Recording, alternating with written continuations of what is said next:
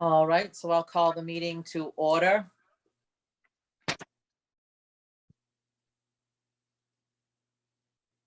So everybody unmute so you can. Chris O'Neill, Here. Steve Mello, Here. Brian O'Hara, Here. Terry Ham. Here. For the record, we're waiting on Sean McDonald and wait. Sean McGinnis, I'm here. Cody, Here. Anthony. Yep. I think that was a yup, and Melanie is Yes. here. Okay. So as Sean stated, he's going to invite the Collins Center in. They're in the waiting room. He'll let them in, and then we can hear from them and, prepare, get your questions ready on how they can assist us. All right.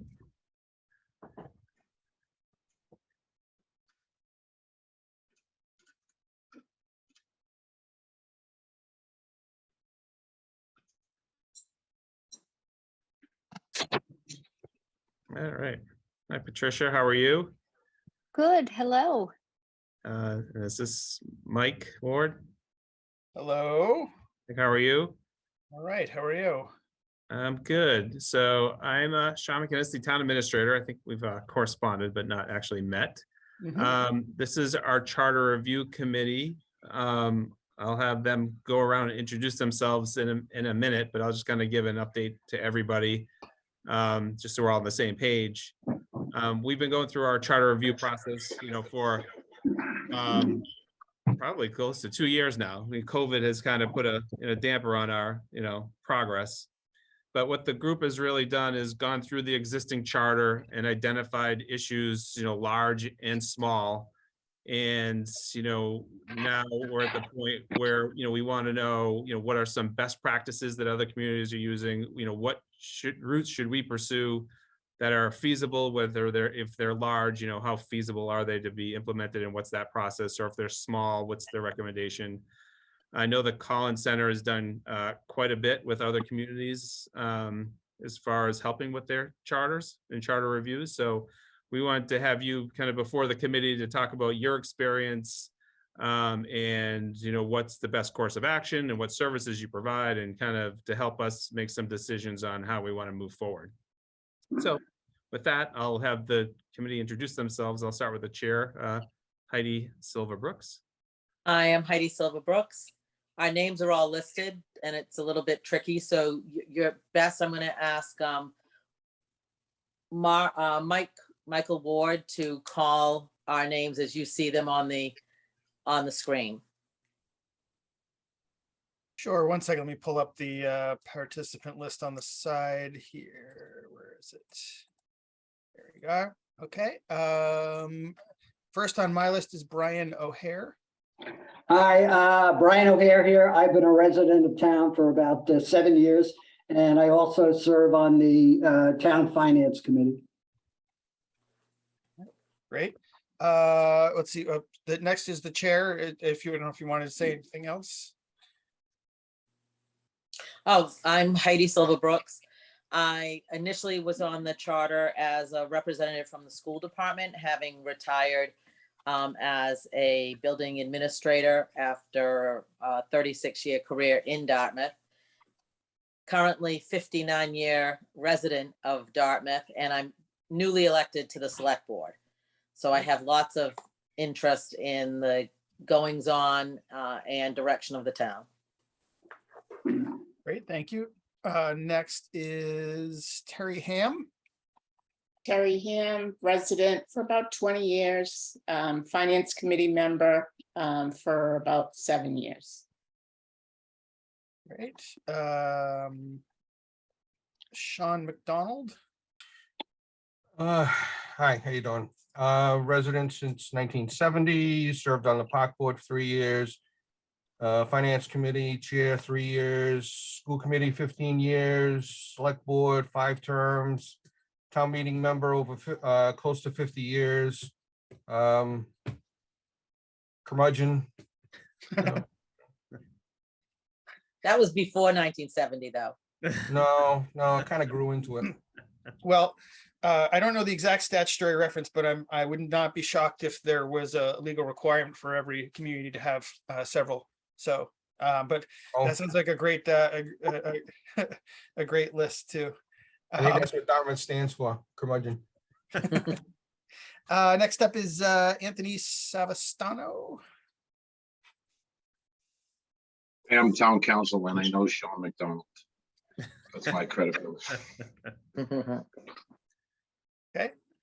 Great. Let's see. Oh, okay, they keep flipping around. The names keep jumping here. O'Neill. Hi, Mike. Excuse me, Chris O'Neill, elected member of the planning board and also the board's designee to charter review and also Serpent. And then let's see. Melanie Perry. I'm the administrative clerk for the select board, and I'm here to take the minutes of the meeting. Dartmouth Harbor Master Steve, it says on my list. Yes, Steve Mello, Dartmouth Harbor Master and Shellfish Constable. I've been town meeting member longer than I can remember, and also chairman of the original charter committee that brought this town its first charter 100 years ago. Actually, I think back in the 1990s. Great. Good to have that institutional memory. Some say I should be institutionalized. I appreciate the pun. Let's see. I think the names kept bouncing around. Oh wait, Corey Haddad. Hi, Cody Haddad, Assistant Town Administrator. Great. And Terry Ham is someone you missed on our list. Oh, sorry. No, That's no, okay.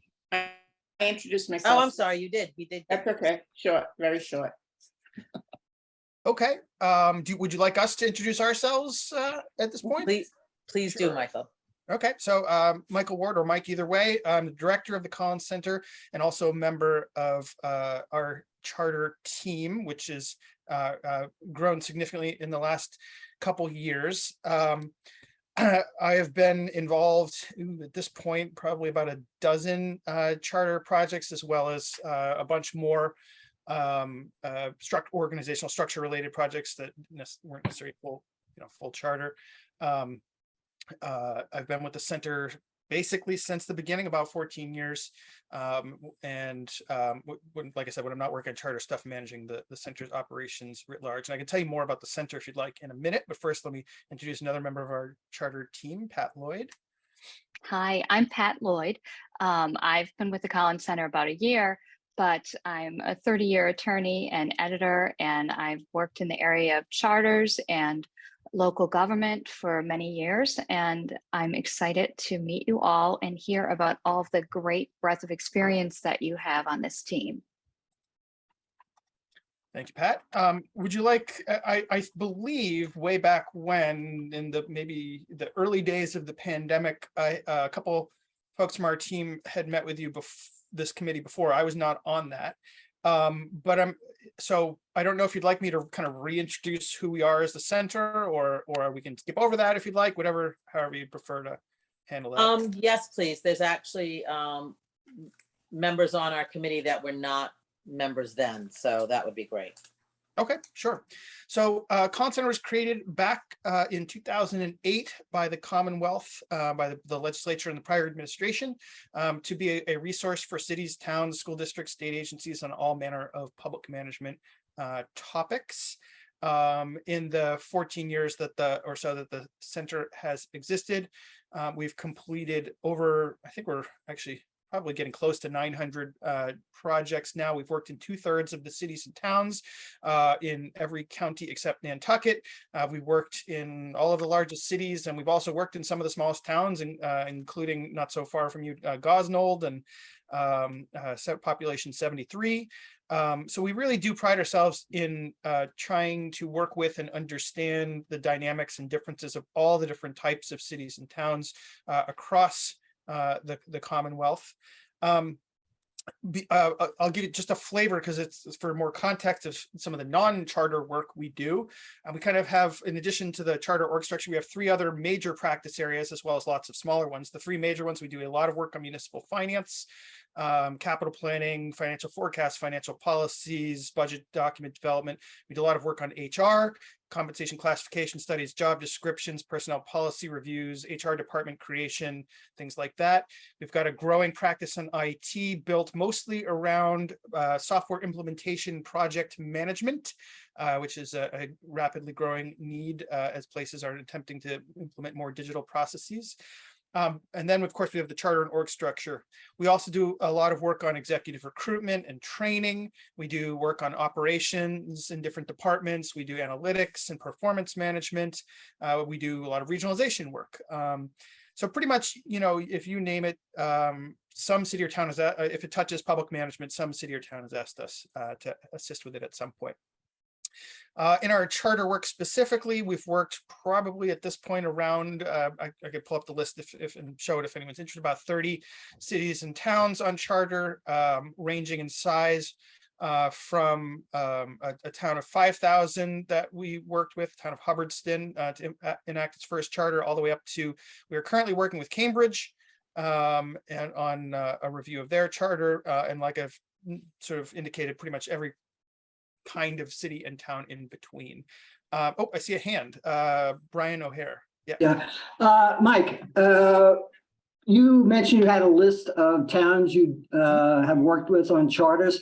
There's a list of towns that Sean gave me that I was just looking for that I can't find that we use to benchmark ourselves against. And I'm just wondering, Sean, could you take a look and see if any of these that Mike puts up are ones that we benchmark against? Oh, our comparable communities? Yeah, just Mike, so from a point of reference, we did a reclassification and compensation study a few years ago. And we, you know, with the help of a consultant, GovHR, you know, we created a comparable communities based on, you know, population, tax base, a number of other factors. So we kind of use those comparable communities. Let me see if I should know them by heart at this point, but I. Well, while he's looking at that, I'll just give you a quick sense of our current charter load. So we've got 3 charter projects that are winding down right now. And that's work with the cities of Beverly and Somerville. And then we are winding down a project with the town of Plymouth. Their charter commission just produced their preliminary report, sent that to the AG.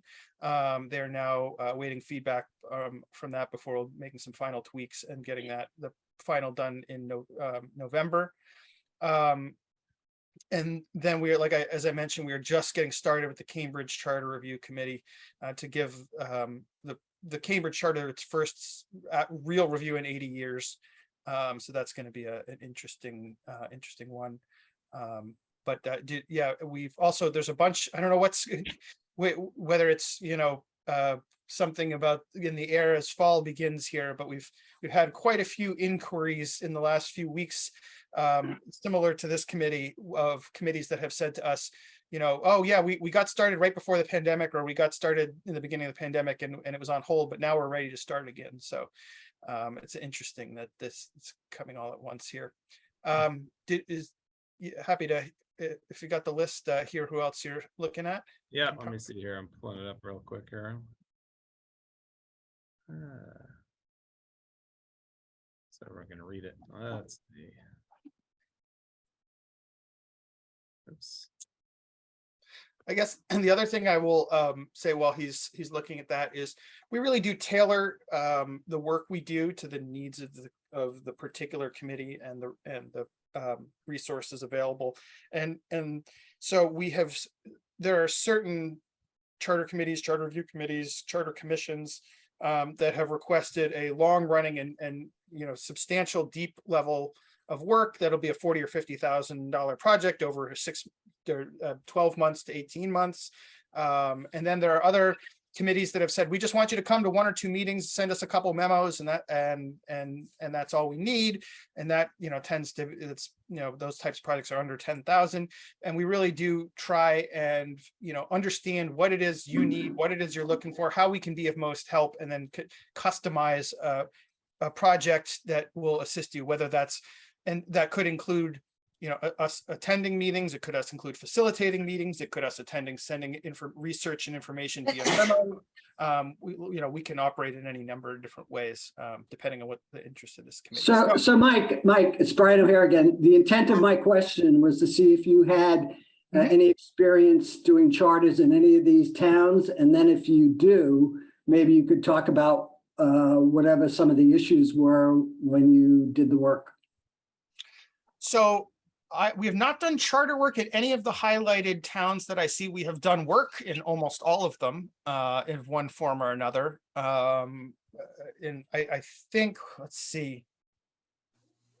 I think the only town on that list that we have not done work with at all is Norwood. Everyone else we've done work with, in some case, lots of work with. So we're very familiar with those communities. But we have not, and we certainly are familiar with them, I guess, in twofold. One, from the work we've done with them, and two, from what other charter projects looking at, we, for example, for the Plymouth charter, we were borrowing some language from Falmouth on one particular item. And so we, reached out to Falmouth, got a little background on a particular provision that Plymouth had been interested in, and then adapted the Falmouth language for Plymouth. So, Well, Mike, I guess if one thing the Dartmouth, I think, is struggling with when we talk is, it's a growing community. It's large. We have a larger population. It's gotten larger. We abut 2 cities, Fall River and New Bedford. So it's dealing with more urban issues. It's growing. It used to be a small, farming community. It's grown significantly. I think the charter is a more decentralized form of government. And as the group here reviews the charter, that's something we struggle with a little bit. Have you worked in any communities that, they don't have to be on this list, but might be in the same situation where they're growing?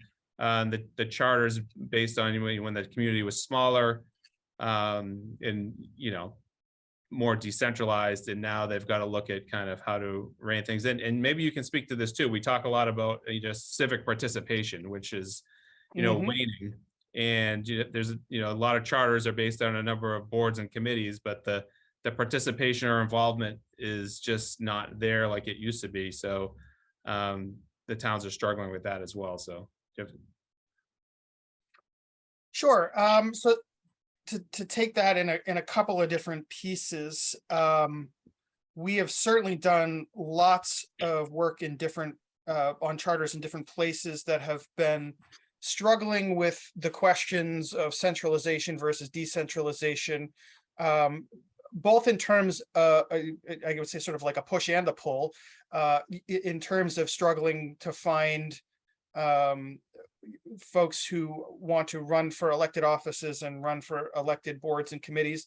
And also just understanding that as the operating environment that cities and towns exist in has grown more complicated over the last several decades, the learning curve gets harder and harder for someone stepping into an elected position or a board or committee that has significant technical expertise needs.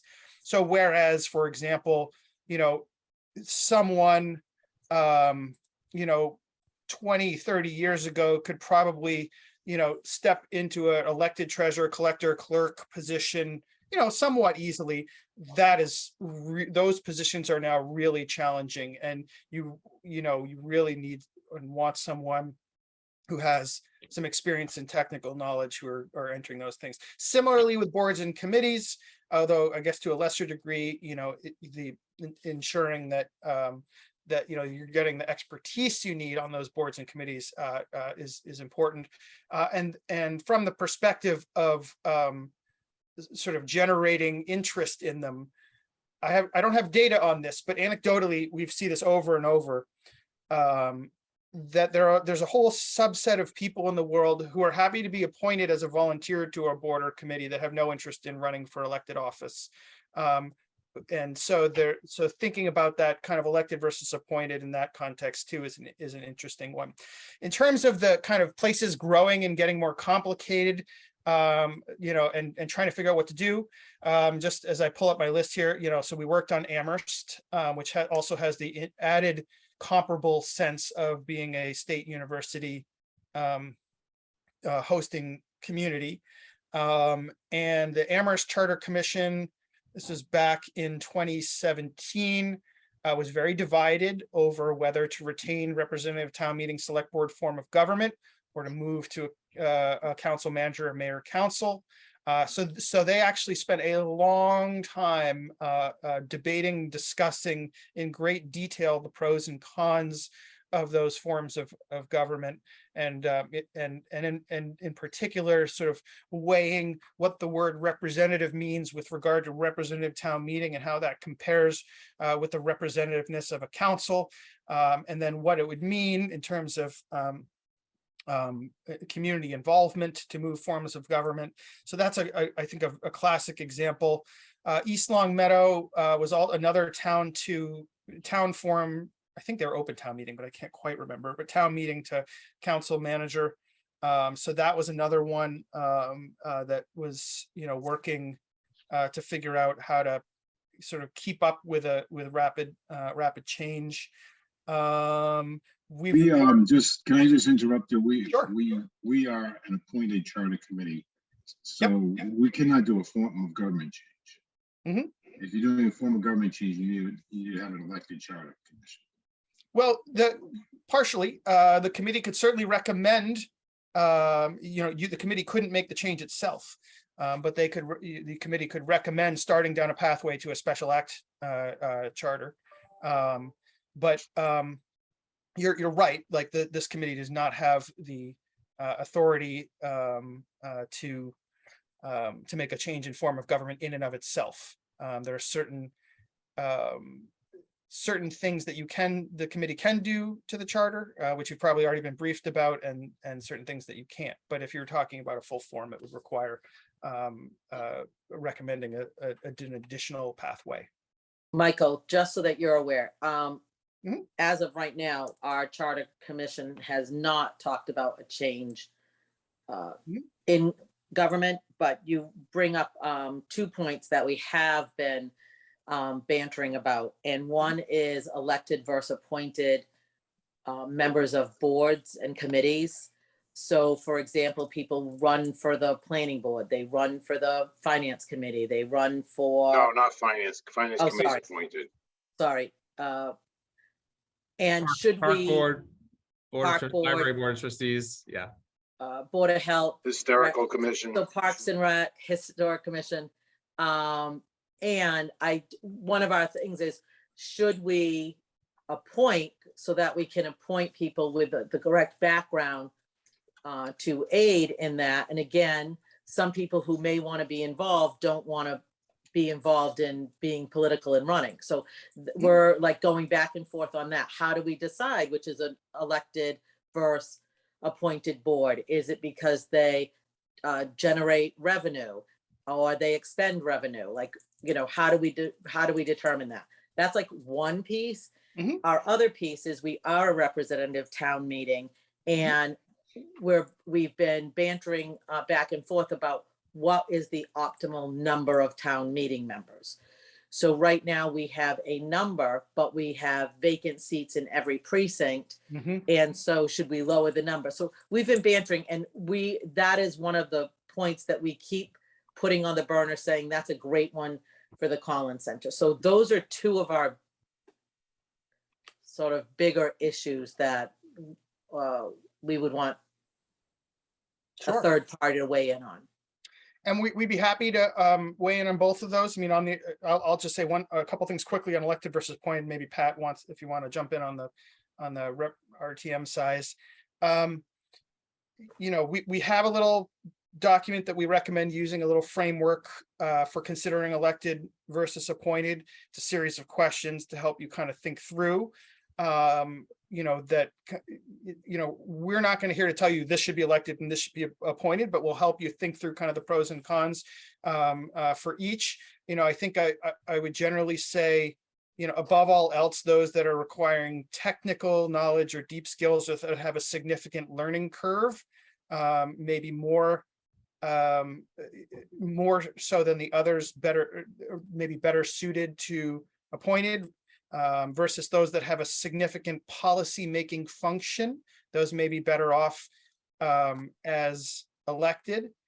However, there are some asterisks next to both of those statements. I mean, first and foremost, you know, the historical you know, backdrop of the town. Do certain boards and committees frequently produce competitive races that give the voters a choice between clear policy directions? If that's the case, that's a great argument for keeping it elected. Never. If it's a board or committee that's, you know, never competitive and therefore basically self-appointed, then that's an argument for it being moved to appointed, to provide a little bit, you know, an extra sort of step of thinking about the skills and needs for that board or committee. However, the final asterisk I'll say to all of this is that we're not blind to the fact that you exist, the town exists, the committee does its work in a political environment. And so it's kind of up to the committee to weigh the optimal against what's going to be passable. You know, we have certainly seen town efforts to revise charters or revise org structures, decide this is what the optimal is and run full speed toward it, only to get sort of cut to pieces because they pick too many fights at the same time.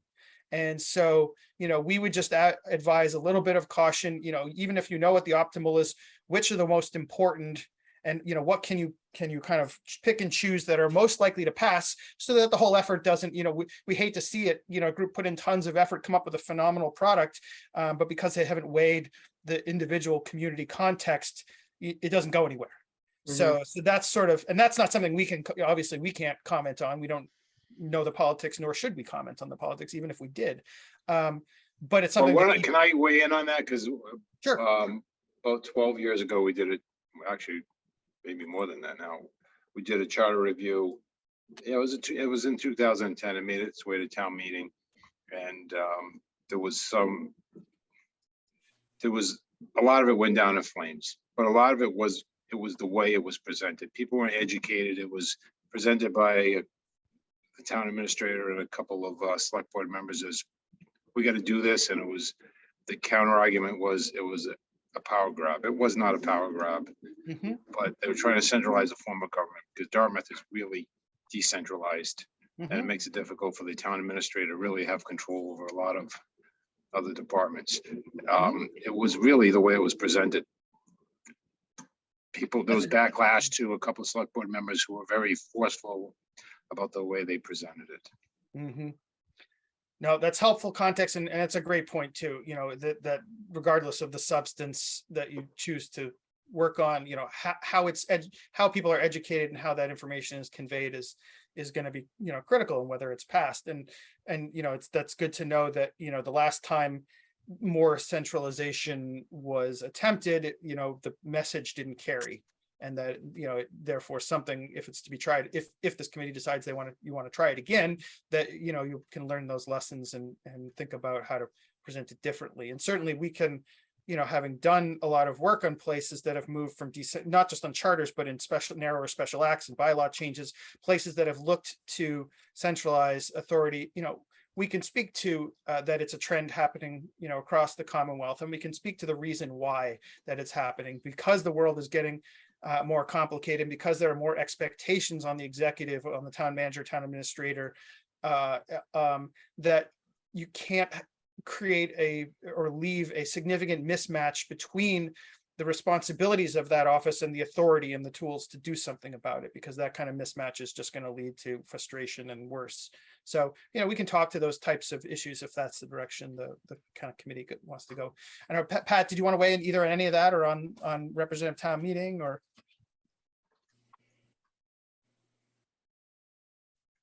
No, I agree completely with what Mike is saying about the appointed versus elected positions. And that is something you really have to look at, what's working for you, the technicality of the position, et cetera. And that would require some, a little more in-depth observation.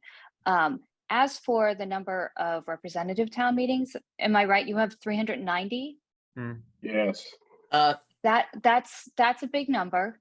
That's compared to a lot of cities, a lot of towns. It's a big Tricia, number. we have 390 slots. We never have 390. We're lucky. We never even get to 300. We Yeah, can't fill this. our quorum is usually just over 200, or just, our participation. Okay. And are you able to get a quorum? Yeah, yes. Yeah, because it's a quorum of those seats Of filled, not those- a quorum of the total number Okay. of seats.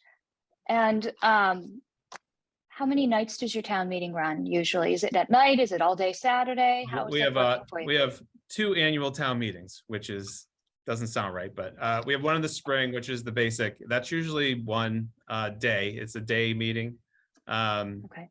And in the fall, our fall town meeting, October, it's coming up next month. That's in the evening. But Okay. generally they last one night. In my experience here, which is 4 years. Prior to that, I think they had some nights that went longer, but Sean and Anthony would know better. But for the most So part, you're I not finding, you're not finding that they last 3-4 nights and people fall off as the days go by. It's just a question of Nope. getting people to run for the seats. Correct. So yeah, it's absolutely something you can look at. It is a large number compared to other places. You're going to want to look at the historic development of that. What does that number mean? Is it supposed to be akin to being almost like an open town meeting where anyone who wants to participate can participate?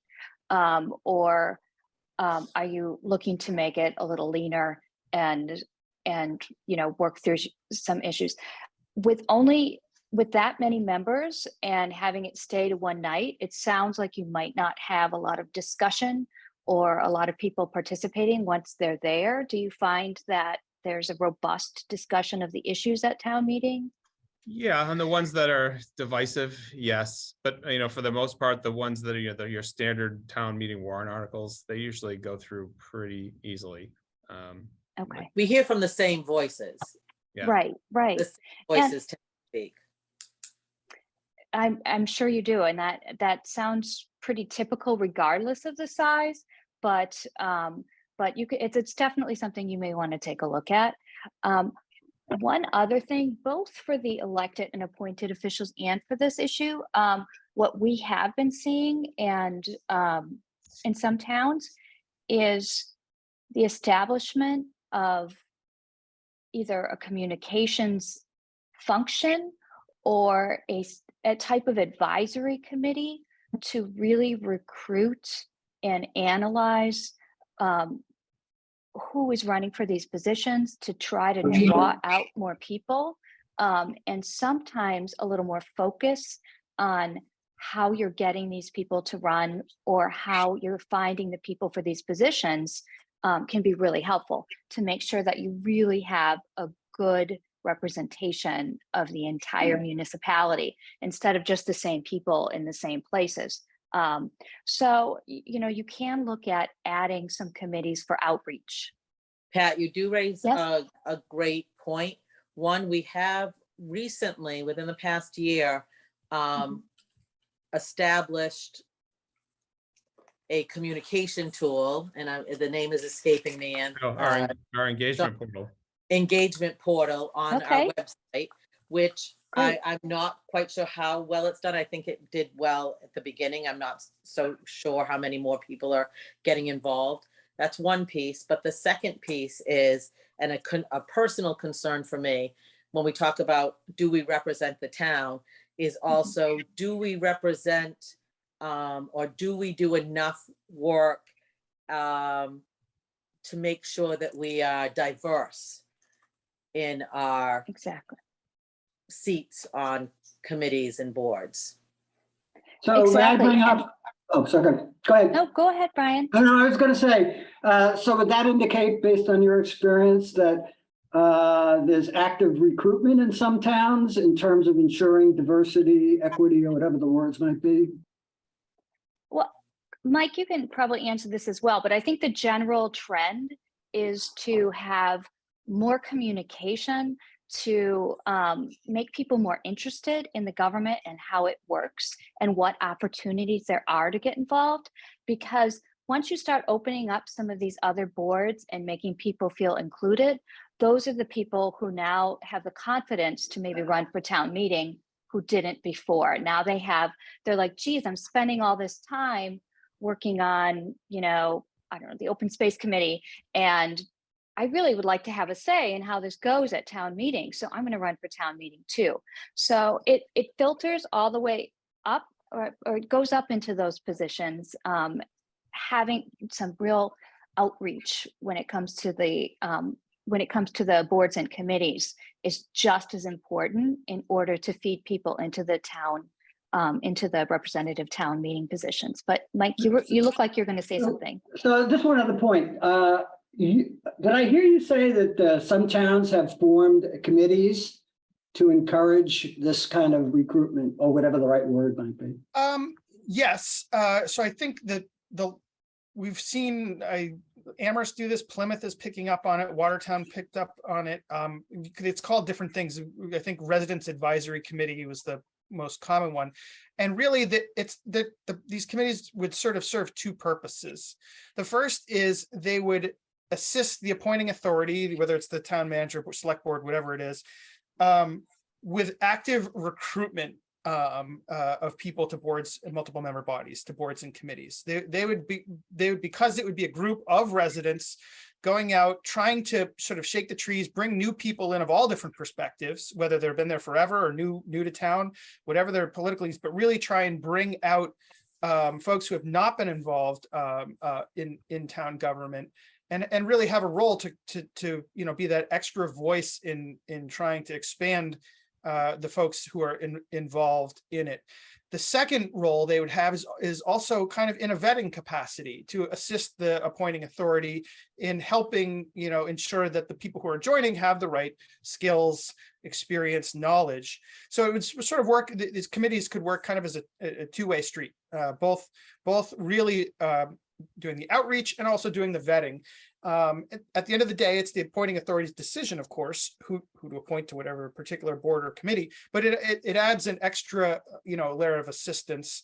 And hopefully if that kind of meta, but if that particular committee is reflective of different voices, different geographic parts of the community, different subcultures, different groups, then they'll have reach into parts of the community that maybe haven't been as active in the past. So it really is kind of a way to try and kind of sort of spread that out. Other places have also tried by tasking either an existing employee or creating a new position in charge of civic engagement, communications, outreach, public engagement. And that would include everything we just said of trying to, engage more people in boards and committees, but it would also include other aspects of, so when a particular issue is coming up, trying to figure out how do we get information about some issue going on out to people? How do we get people's input in new ways? Because, you're not the only one struggling. The communications landscape changes so fast now.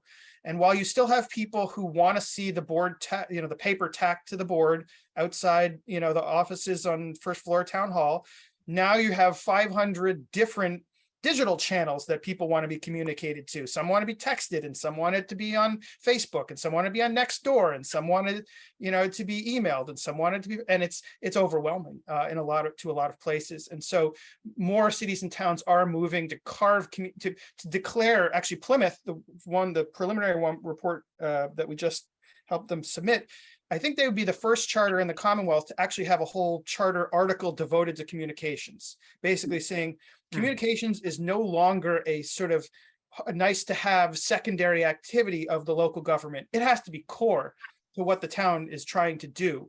And so that's kind of another new step that we've just seen in places, recognizing that everyone's struggling because, I mean, even pre-pandemic, but certainly exacerbated by the pandemic, everyone is so busy. There's so many things going on. Local government has become so complicated with so many different moving parts that it can be really hard to attract people to boards and committees, to attract people to run for things, to keep people's attention on critical issues, even that ones that affect them directly, other than the folks who come out to everything. And Mike, you raise a good point. And another issue that we have been struggling with is that in our current charter, everything is that, newspaper, published in the newspaper, tacked on a bulletin board.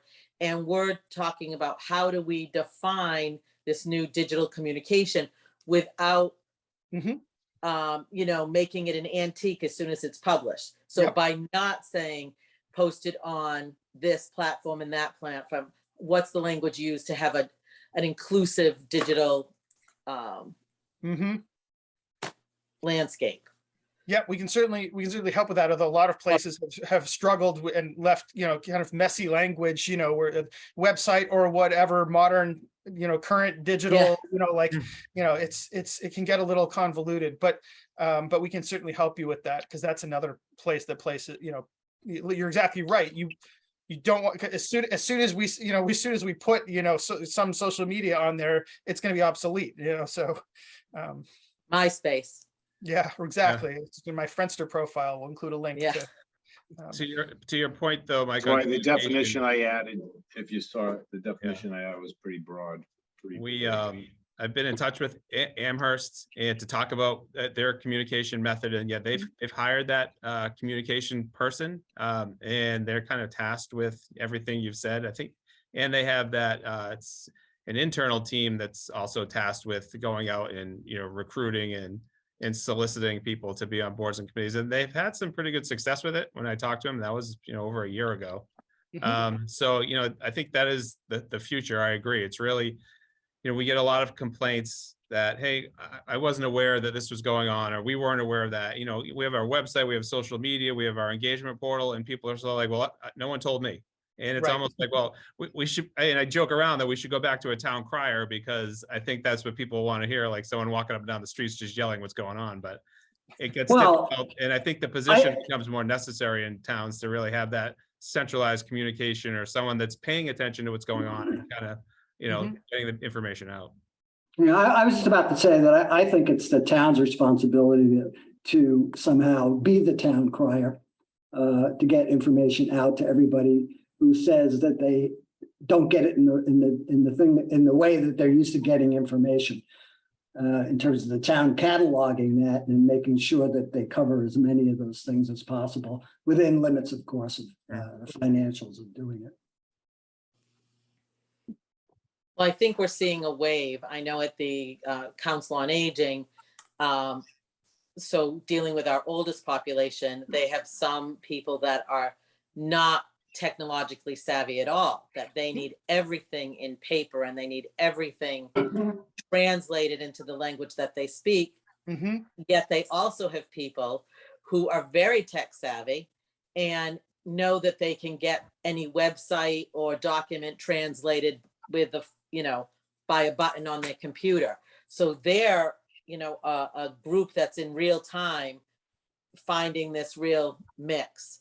And, the groups that work with younger populations are working with digital natives who their only thought is, where am I going to find this on some form of technology? They're never going to look for a phone book. Yep.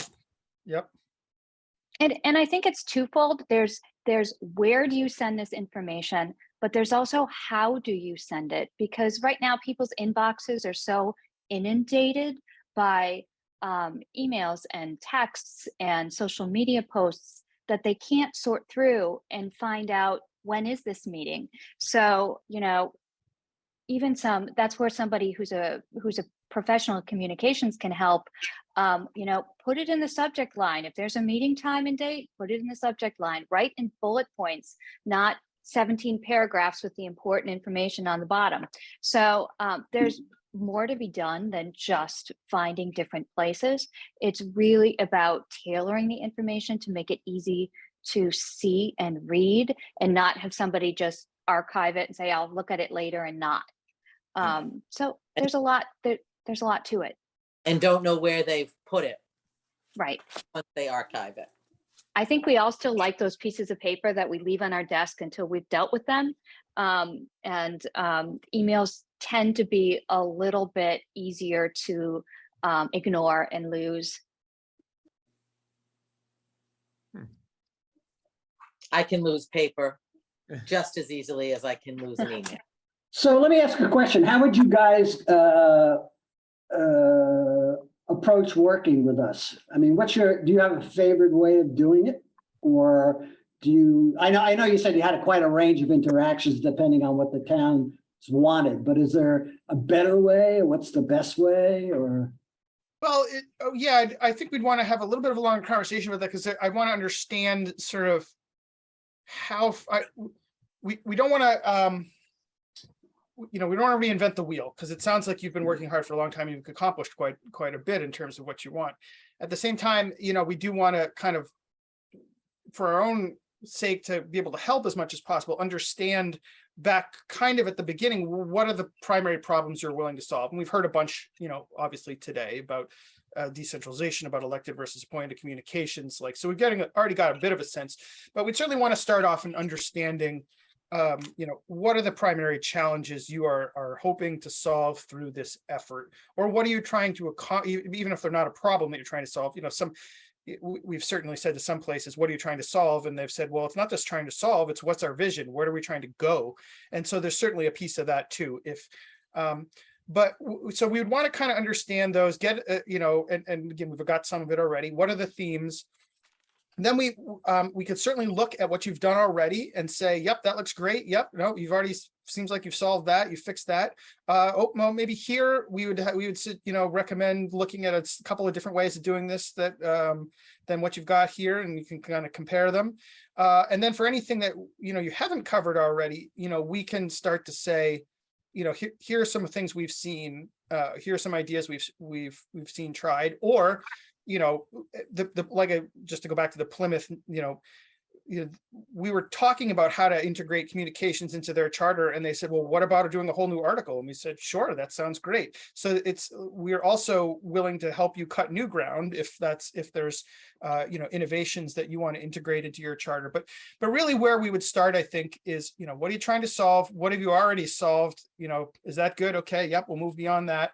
And where else can we go? We can do that through memos. We can do that through coming to meetings. Again, we work either way. We can do it through some combination thereof. You could send us a punch list of here are 10 things we've been batting around. Could you research them and give us some ideas, give us your thoughts. We could put together a memo on that, and then present it to you and discuss it with you at a meeting. So there's a bunch of different ways, I think, that we could approach it. And also, I guess, can you walk me through your timeline? I know it got all completely thrown off by the pandemic, but when do you have an end date, I should say, that you were hoping to wrap this up by? Yeah, that has a year ago. passed. Yeah, that has passed. Right now, we don't know if it's logical to think that we will be wrapped up in time for the June 2023 town meeting. So if we're not wrapped up for that June 2023 town meeting, which is typically kind of the big annual town meeting, our fall town meeting tends to be monetary, securing free cash, project work, very little this type of issue, although it could be. So if that's the case, then that would be October 2023. If we're not ready, then we're talking June 2024. And I'm going to say, that has got to be the last possible time, because at town meeting, when we say, when we present it, which we have two things, we can either present each change as a warrant item, which would be a very long list, or what I'd like to see us do is present the entire charter as a change under one warrant and walk through it. So yay or nay. I gather even then there could be amendments. But after the town meeting approves this charter, we still have another step to go through. Mhm. Um, Does your spring election fall before or after town meeting? before, that's in April. So if Okay. we did this in June of 2023, we're still looking at April 2024's election. Yep. So. okay, And so when that- does the warrant Kind of close? working backwards from, I'm working backwards, not forward. Yep. To try to break it up. Terry, you had your hand up? Yep, my question is, we have a bylaw committee that has not formed yet, right? And Correct. that's also gonna, probably, that process will result in some changes. And I wondered what people's thoughts were about trying to coordinate. It doesn't Well, seem Right, likely. one of our changes in the charter, because the bylaw committee was every 5 years. We were gonna change that to every 10 years, with the year being the year that ends in a 5. Mhm. And the charter is every 10 years, the year ending in an O. But no one has come forth to join the 2020 bylaw committee. Right. Here we are in 2022. I certainly would see myself volunteering to join the bylaw committee of 2025. But I see your concern. Is there a bylaw change that then would mean a change to the work that we're doing in the charter? Good question, Terry. Well, to me, it's almost like the opposite has to happen. The charter decisions are going to prevail over the bylaws in most instances. So then the bylaw committee would have to make changes based upon what the charter, what portions of the charter are approved. And it might make more sense to stagger them like you mentioned. And in any event, it also might make sense that to save some of the issues for the bylaw committee, instead of feeling that everything has to be put into the charter, maybe some areas where the town needs more flexibility and does not want to put something in the charter that might change or might not come to fruition in time. So that's certainly something you can balance. When does your June warrant close for the June town meeting? Like a month before. About a month No, before, it's okay. it's first Tuesday in June, so about a month before that, the warrant closes. Okay, just a date for you to keep in mind. It's not just when the town meeting is, but when the warrant closes beforehand. Mhm. I mean, fall town meeting is probably a better time to present changes like this. Just because it wouldn't, it's got more time in general to devote towards, things like this, where spring is got a lot of the usuals, but they take up time. I just want to underscore the comment that was made about communication, because although we do have a website and we have that Engage Dartmouth platform, Facebook, it's pretty much on the resident to seek information. And even when this resident, for example, is seeking information, and I'm fairly okay with technology, I have a lot of trouble finding it. I actually have to contact somebody sometimes who works for the town to ask, where do I find this? So if I'm having that trouble, I'm going to say that there's probably, for people at the point that you made about people frustration level, getting to a point of saying, well, I'm just not gonna, it's just not worth it to continue. I think it's really important, and I don't know how we could do it. I heard what Sean said about, Amherst hiring a communication person. We're not big on hiring new positions in this district right now in this town because of the budget. So it's tricky to say we need to put it off to that, and yet we have to think about how to make it workable for the people who do work for the town. But in my mind, that's a high priority. I think it's a great point, and it's an understandable tension that we see in places of not wanting to create a new FTE, but also, there I think is a way to, get people to recognize that sophisticated communications is no longer a nice to have. It's essential to what local government is trying to do. And I would even, kind of make the case that, paying for communication staff in some way, shape, or form is probably over time going to be, not cost neutral, but it's not going to be as expensive as you think, because it's going to save so much time and headache and, think of all the frustrations times department heads and others are spending dealing with communications issues with residents that could have been avoided, allowing them to focus on the core of their work if the communications had been improved up front. So rather than, me spending as a department head, spending an hour listening to a resident complain that they didn't hear about something and something's off the rails and this, that, and the other, if the communications have been handled up front and that conversation never occurred, you get back that time for more effective service delivery by the department head. And so there's, I think, a strong case to be made. Yes, it's a nominal cost on the you're adding to the budget, but what you're getting back in terms of service improvement beyond just communications, I think, is really important. So, Michael, my hope, we just approved the use of some ARPA funding to update the town's website. Oh, nice. So my hope is through that process of updating the website, that there will be a point person or more than one point person that becomes the person who is responsible for looking at what's on the website and making sure it's updated.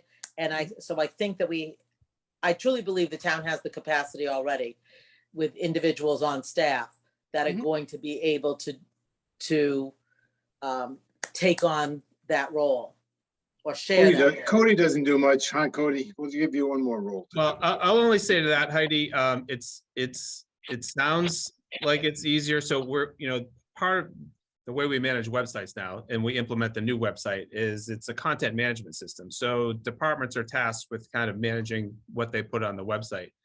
And when you look at a communications message that you want to present to the town, that needs to be centralized so that you have a person that knows, okay, this is the direction we're going in. This is what's important.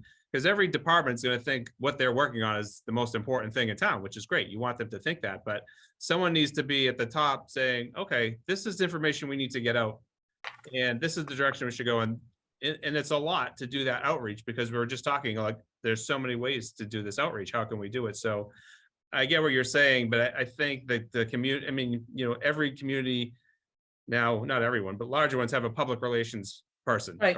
or department where they're tasked with just kind of getting out that information. And I think you see in the police department, Kyle Costa does an excellent job just with them, but he kind of controls the message that goes out, based on what's been demonstrated to him by the chief. So while I understand what you're saying, well, the department heads can get that information now, you really need a centralized source. Yes. And it could be this office and we can figure out a way to get that done. But I think to do it effectively, you're looking at, position.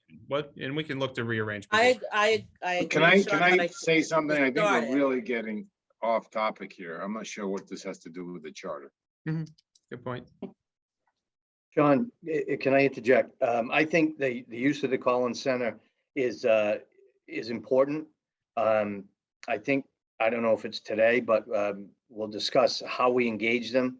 I think what the biggest things in my mind right now are getting recommendations from their pool of expertise about some of the more important aspects of the current charter, things that are in here that should not be in here, given their experience with other towns, things that should be in there in order to protect the town from the legal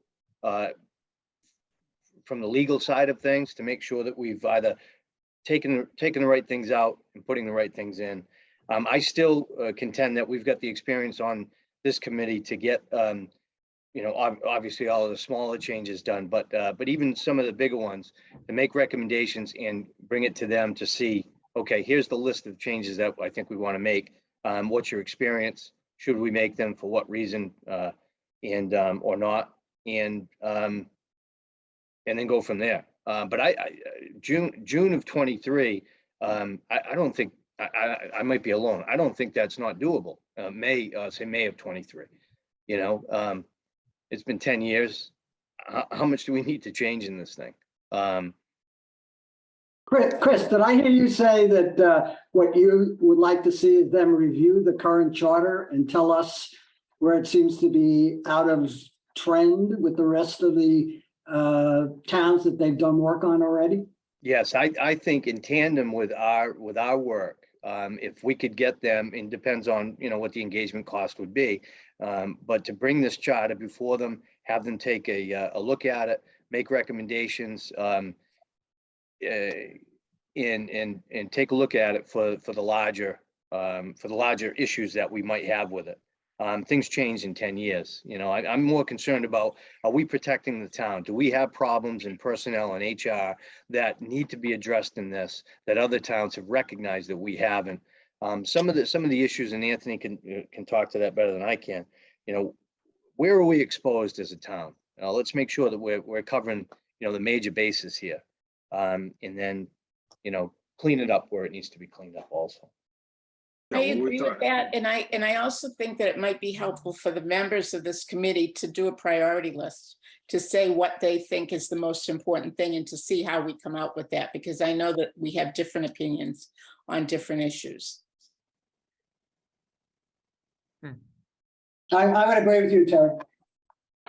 So. So what we're, I think I heard everybody say is we're looking at a two-pronged, certain people have said, we're looking at a two-pronged approach, which would be our punch list as a group, and then having Collins Center review the current charter, looking for things that are missing or things. No, I mean, that makes no sense. We've already done 1,000 changes. We should give them the charter that we changed. We said this last time. We were going to make the changes that we've gone through. We've done about 20 million red line changes already, which I've cleaned up. We're going to give them the cleaned up version of the charter, and then they will look at the newer version and say, these are the problems that still exist. So what do you say? You're Otherwise, saying they're going to be redoing all the work we just did. we're going to be giving them the grammar and changes, and then what? No, we would have already made those changes. Right. So what are we giving them then at the end of the day? We would give them the charter that we have reviewed with all our changes to look over. But in addition to looking at our charter, it would be for them to make recommendations on these points that we talked about, elected versus appointed. And, they said they had a template, so we can look at our elected boards and appointed boards and use that template that they give us to see which, what direction we should go in. Our number of town meeting members, the digital landscape piece that they would look at to give us language, which we have talked about. And then Sean McGinnis talked about the decentralization and centralization of government. And really what we want to know is, do we have the capacity to continue to run the town as we have? Well, then what I'm hearing is a punch list of our questions. Is that right? I think that's what Chris said. Is that what you said, Chris? No, because he said, no, he didn't say that. He said. Well, you're right, Brian. I changed it up a little bit this time. So with the word in tandem, right? So I still think, well, we could do it one of two ways.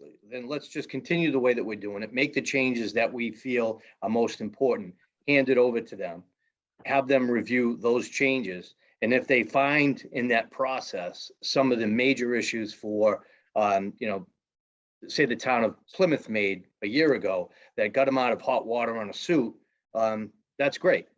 Bring it back to us, we change it up and get this thing done for May. So I think that can be done. Right. So Mike, oh my God, I was looking at you had sent me a proposal 2 years ago, which is crazy. So, but pretty much, I think what we're discussing here is what was in your proposal. So I don't know if you could update it though, if we provide you with, and I don't know what's better, Anthony, if we provide them with our red line version of the charter changes or just. No, I think their eyes would pop. I think so too. Well, how are they going to know what's being changed? I guess that's my. No, but so much of it is grammar and internal consistency. Okay, so And to reflect current practice. That's what a lot of the changes were. And then there was some things more recent in the more recent version I sent you, which was the historic commission going from 9 to 5, and those red line changes they can see. But there's no reason for them to see me changing tenses or changing no, I agree with that. So which Hold to on. that, or, Does the town meeting have to vote on those grammatical changes? yes, yes, they're gonna have to vote on So, it. in so if they have to vote on them, then it needs to be more clear, because what we have right now, and I've been on the Charter Commission for a while, when I look at the copy that you sent today, Anthony, it's still not really clear to me what changes from the last charter. Because I So I- cleaned up and we went through them all and I accepted the changes. I accepted the red line changes that we all agreed to. That's what I was told to do because everybody, it's too much to digest. So I added new red line changes based on my conversations with Sean and Heidi and Sean McDonald and our last meetings for further discussion. Right, you accepted the changes, but that's why I asked you, if the town meeting has to vote on the changes, we need to be able to see them. It needs to be very clear what they are, and it's not clear. I understand what you said, Anthony. that- Well, yeah, I know, but we are so far from that. We got to get what we want first. And then once we do that, you do a compare and merge in Word. It's that simple. We do a compare and merge and it'll show every red line change that was made from the original charter to the final charter. But in order to get to that place, we need to all be on the same, or a majority of us need to be on the same page as to what the final proposed charter change is going to look like. I see the issues for the Collins Center, because this is where a lot of us were disagreeing, is to weigh in on things such as the number of town meeting members. Michael, I think 390 is ridiculous. I don't think it's ever worked. I've got some pushback every time I mention that at these meetings, but we never filled the positions. It makes no sense to filter 290 out of 390 and try to stick with the 390 number. The other thing that I've seen over my 17 years as town council is town administrators struggling with control. You know, everybody looks to them to say, hey, you're running the town, but a lot of ways they're not running the town because the park board appoints its own person. The ZBA appoints their own person. In the past, we've had people in those positions who just lock their doors and don't do what the town administrator tells or asks them to do. I mean, fortunately, when we don't seem to be in that position today, but it's happened in the past. Sean McDonald can weigh in on that a bit if he wants to. If the guy, at least in my left corner here, Sean McGinnis, is going to be held responsible, he needs to be given more control over some of these departments. And the select board needs to be given more control over things like appointment and salary set for the superintendent of public works, things like that. That's where I see the major changes are needed, but that's where I think we would, at least Sean and I run into some resistance with this committee. So I think you weighing in, maybe I'm wrong. Maybe it would be nice to know what you've seen. And I can tell you, when we had a planning board position open for appointment, 4 people, I think, showed up. When we have it open for an election, 1 person shows up. We have a director of public health who has told me in the past, yeah, I have doctors that would be interested in serving on the board, but they don't want to go run for election and put up signs and be a candidate.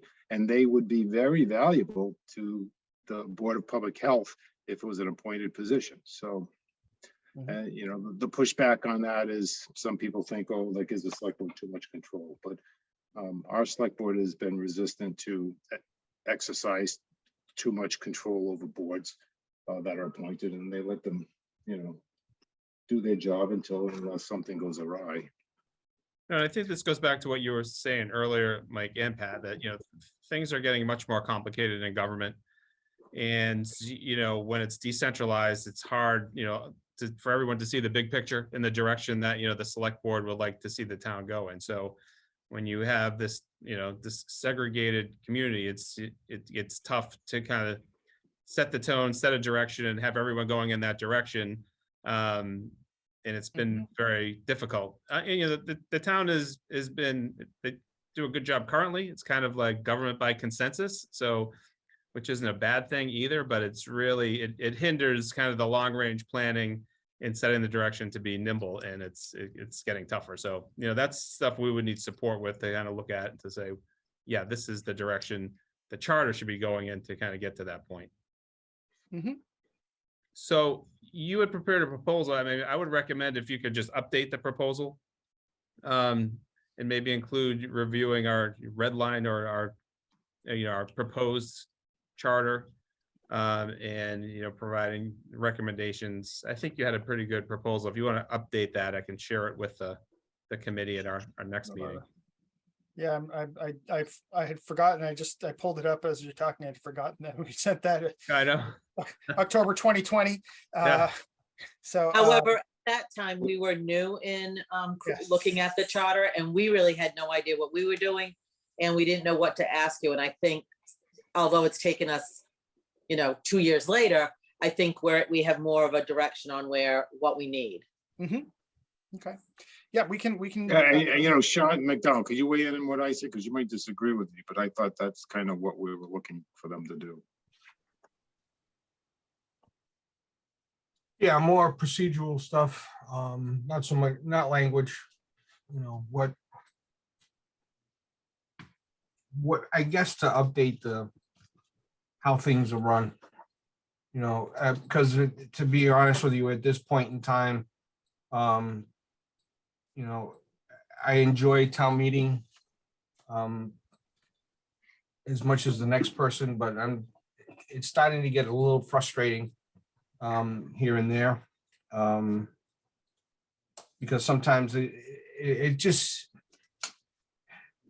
frustrating when I guess you no longer see it because everybody's package is now delivered by email or whatnot. But when you get into town meeting and you see, dozens of people just opening up their packages for the first time, that in itself is, to be honest with you, that's a slap in the face of everybody who's worked on town meeting. The select board, the finance committee, the planning board, everybody else who's spent the time the last several months getting this thing ready. And then, you walk in and you're just, you're opening your packet for the first time, that type of thing. Or, when you have a constituent come to you and tell you, hey, why don't you, I need you to do this. Okay, well, here's the person you need to talk to. Well, aren't you in charge? No.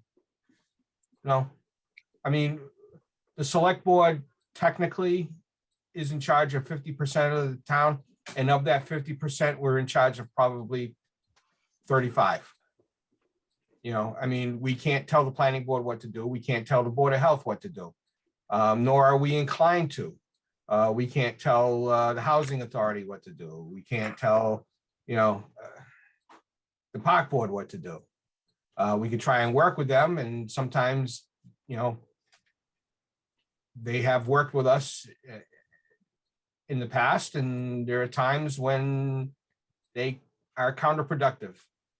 When a proposal comes about, a proposal that was proposed, several years ago that took probably 5, 6, 7 years to prepare, was basically,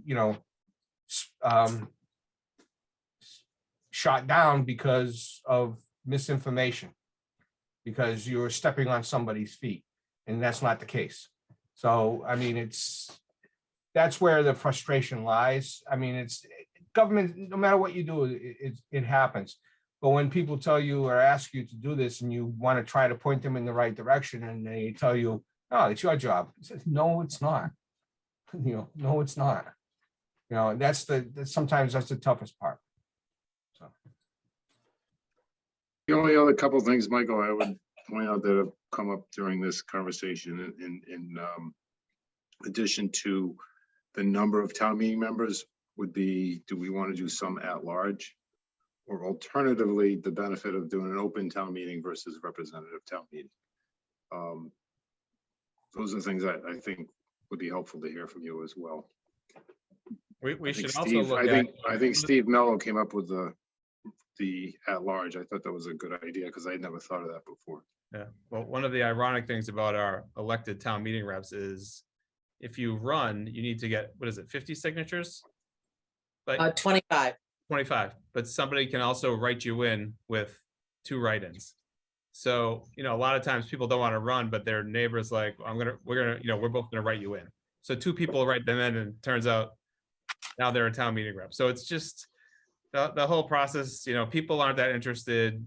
People are getting just, you know, appointed because, and sometimes it's just like, well, I have no interest in it. And we've heard this example from Mary Wade, her husband. He didn't even want to be a town meeting rep, and 2 or 3 people just wrote him in on the ballot, and then he was a town meeting rep. So we need to eliminate that, or just make it, you know, a competitive process. So you get people that really want to be there. So The other problem we have is by precincts. So precincts 8 and 9, typically you'll get plenty of interest, which is where I thought we might lose, if we reduce it, we might lose some people unless there is some at-large positions. Then other precincts, including 3, which has a university, we can't get anybody. Mhm. So that's a problem we've had. Well, so Monday night, we have we our hands opted, full.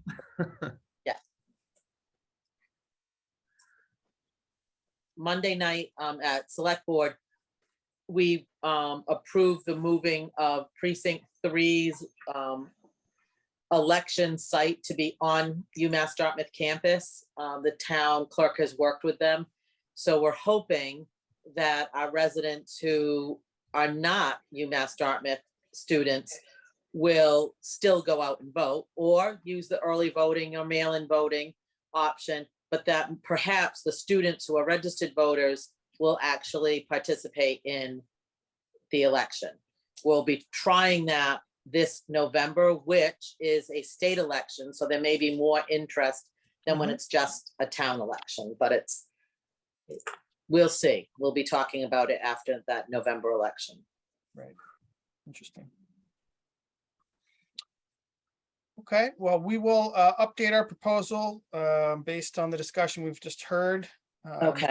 Get that over to you, and then, you know, if you have questions on it, or not, something isn't quite the way you were hoping, we can always revise it. And if it is what you're looking for, then we can send over an agreement and get moving.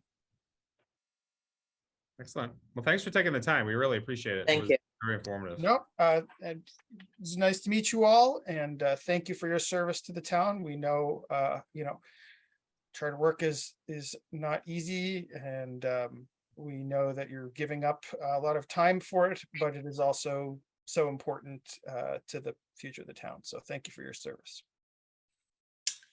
Thank you. Thank Alrighty. you. Take care. Thank you. Heidi, when's our next meeting? Our next meeting is scheduled for Wednesday, October 12th. At 11, if possible. Oh, we scheduled that, huh? Well, those are the dates that I had sent out Okay. to everybody. I sent out. Oh, yeah, I have a pre-trial, but I'm trying to move it, so I don't think it'll be a problem, because I'm trying to settle the case. But that's not till 2 anyway. So you said at 11, right? Yes. Okay, so I should be fine then. So that is 3 weeks. And at that time, we will have the proposal to talk about, and we really want to make sure that we get through these red line changes in 2.2 and on, 3 and 4. I mean, and we can talk about the timeline. I mean, we're just trying to, Terry just asked, are all future meetings at 11? I don't know if that would work for us. We thought that might be easier because we're cutting into people's afternoons when we went from like 12 to 1 or 1:30. That might be tough for people by starting at noon, but that's a committee decision. But I do think that when we're looking at their proposal at the next, we really need to think about what it is that though I think we were better able today to say points that we thought they could help us on, but I really do think we need to look at that timeline.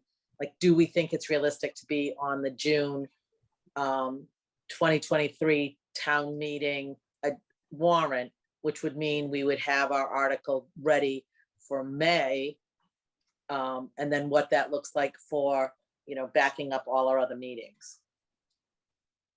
So it's a big task, but at some point we're gonna have to pull the trigger and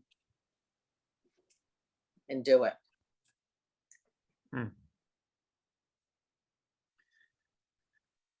Or we can say that the October town meeting, which would be a September, you know, the warrant would be completed by September. That gives us you know, additional months, but it's also over the summer, which we're not very good about the summer meetings.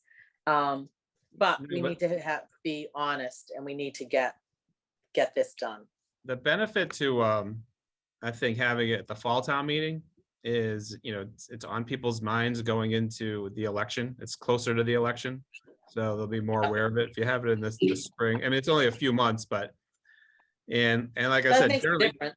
yeah, and generally at the fall town meeting, it's not as heavy. So, you know, people can focus on it and, you know, they have more time to kind of digest what's being proposed.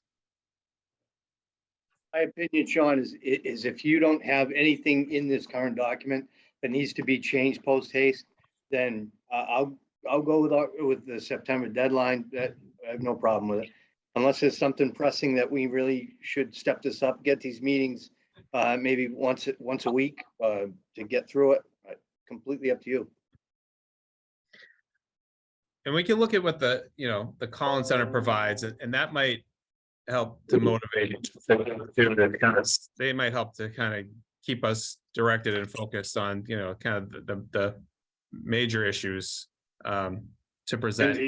And if they know the timeline, they'll help us to achieve it. I mean, Heidi and I, before each of the last two meetings, and before today, spent like an hour and a half on the phone going through the holds and trying to understand what the basis of the holds were, and I've cleaned it up based on that. That should really speed up the process of all of us doing this. I think in a couple meetings, we should be able to finish this charter based on where we are right now, and then have something for them to look at. Because I do think the clean copy going to the Collins Center will be more easily understandable. Because, and Anthony is looking at it in comparison to the laws. Are we creating an issue?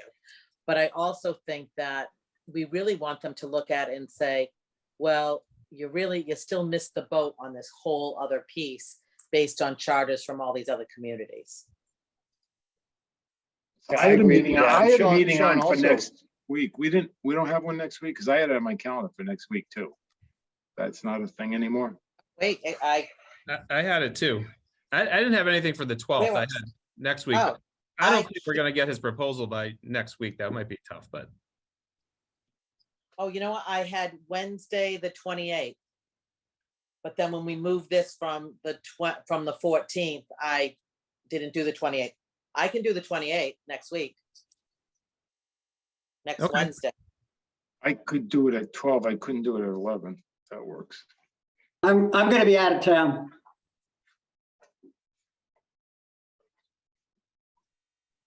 Does it Sean, work for- Steve, anybody else?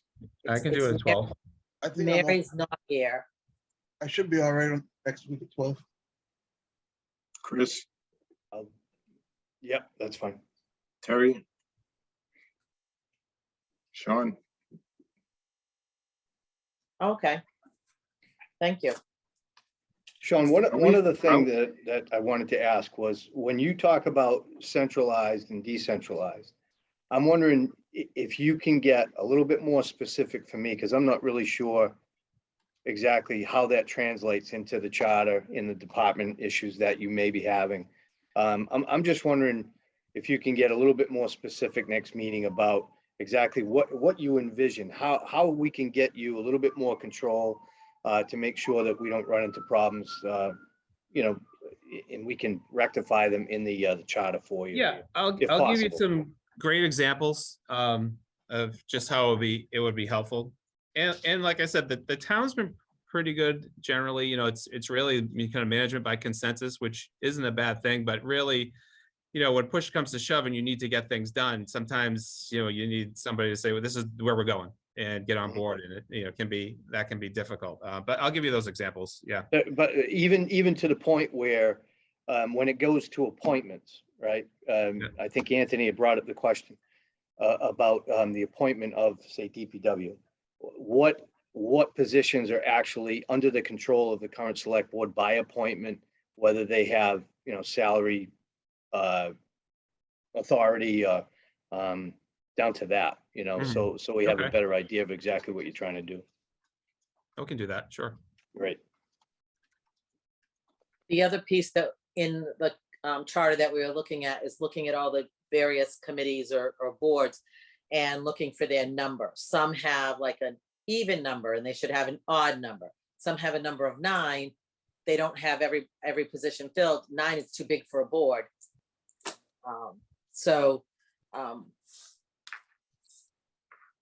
Those kinds of things, I don't think we need the Collins Center to weigh in on unless they said, I would hope they would say 9 is too big. 3 is maybe too small, who knows? But Sean, do you think the Collins Center will have that for us next week? I can't speak for him, maybe. I mean, he's got the original proposal, which is pretty Yeah. similar to what we're looking for, so he might turn it around pretty quick. Okay. So yeah, if we have it, it may not be kind of in the packet. I might have to send it out that day, but as Okay, soon as I get it out, I'll make sure that the all right. committee sees it. And Brian, I apologize that you won't be with us, but Sean these are recorded by DCTV. So perhaps, Sean, we could send out the link to the board, to our committee, even today, so that Mary can view it and know, where we're going. And then next week's to Brian and whomever else doesn't attend. Or Yeah, make I sure can they know send- where to find it. I can send them to DCTV. I think I had in the past. I think Okay. the last meeting, I messed up the file, so I don't have that meeting recorded. But the other ones are all recorded. I'll make sure they're up there. Okay. Yeah, and I Would that definitely be want to see. helpful? Oh, Would that be helpful, Brian? yeah, of course. And I would definitely like to see the proposal from the Collins Center. Sure. And I'll get you something in writing, Heidi. Okay. If I have any comments. Yeah. All right, so then I am going to call our meeting, adjourn our meeting. And our next meeting will be next Wednesday, September 28th, 12 noon via Zoom. And Melanie will send that link out, possibly Monday of next week. And we'll go from there. So So I'll make a motion to adjourn. I'll make a motion to adjourn. I second that. thank you, Terry, seconded by Steve Mello. Chris O'Neill, Yes. Steve Mello, Yes. Brian O'Hare, Yes. Terry Ham, Yes. Sean McDonald, Yes. Heidi Brooks, yes. See you all next week. Thank you so All right. much. Thanks. Thank you. See ya.